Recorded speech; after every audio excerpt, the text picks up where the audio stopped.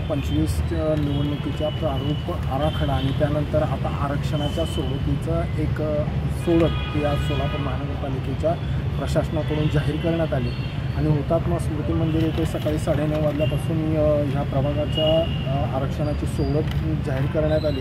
त्याच्यामध्ये ज्या सोडती जाहीर करण्यात आल्या त्याचा अनुक्रमे असं होतं की अनुसूचित जातीसाठीच्या 15 सीट होत्या, त्यापैकी 8 ह्या महिलांसाठी राखीव ठेवण्यात आल्या। अनुसूचित जमातीसाठीच्या 2 सीट होत्या, त्यापैकी 1 राखीव ठेवण्यात आली आणि नागरी प्रवर्ग म्हणजेच ओबीसीसाठीच्या 27 जागा होत्या, त्यापैकी 14 जागा ह्या आरक्षित महिलांसाठी करण्यात आल्या आणि सर्वसाधारणसाठी 58 जागा होत्या, त्यात 28 जागा ह्या आरक्षित करण्यात आल्या। म्हणजे 51 सीट ह्या जागा महिलांसाठी राखीव ठेवण्यात आल्या। जवळपास 102 प्रभागाचा ह्या पद्धतीची सोडत आज पालिका आयुक्त आणि प्रशासनाकडून जाहीर करण्यात आली। पण माझा जो काही प्रश्न असा आहे की 2017च्या निवडणुकीमध्ये ज्या पद्धतीने आरक्षण सूची निश्चित करण्यात आली होती लोकसंख्येच्या आधारावर, त्या पद्धतीनं यंदाच्या 2025च्या आरक्षण सोडत पद्धतीमध्ये ती सूची दिसत नाही।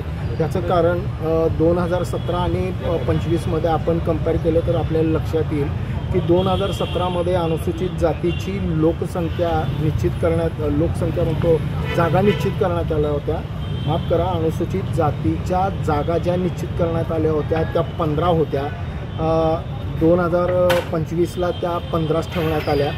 2017साठी 2 जागा अनुसूचित जमातीसाठी होत्या, त्या 25ला 2 जागा अनुसूचित जमातीसाठी तशा ठेवण्यात आल्या। ओबीसी नागरिक मागासवर्ग प्रवर्गासाठी 2017ला 28 जागा होत्या आणि 2025ला 27 जागा, म्हणजे या ठिकाणी 1 जागा मायनस दिसते।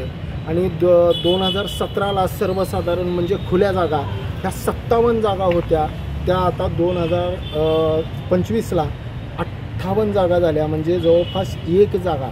म्हणजे जर का आपण 102 प्रभागाचा जर का एक सारासार विचार केला तर आपल्याला लक्षात येईल की ओबीसीची 1 जागा म्हणजे अर्धा टक्का जरी वाढलं तर प्रशासनाला किंवा नियमानुसार 243T अनुच्छेद, भारतीय संविधानाचा अनुच्छेद 243Tच्या अनुषंगाने त्यांना तो अधिकार आहे की तो अर्धा टक्का जरी झाला तर तो 1 सीट हे ओबीसीलाच गेली पाहिजे।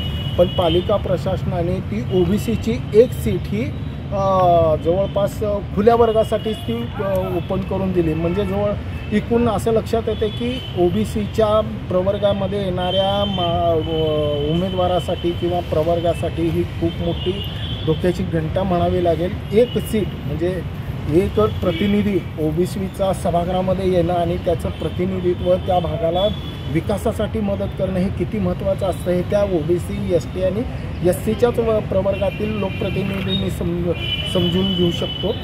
माझं म्हणणं इतकंच आहे की भारतीय संविधानाच्या दिलेल्या अधिकाराचा जर का इथं कुठं वापर केला जात नसेल किंवा त्याचा गैरवापर किंवा त्याच्याकडे असलेल्या अधिकाराला कुठेतरी एक बाजूला सारून खुल्या प्रवर्गाला एक मोकळं रान करून देण्यासारखं आहे।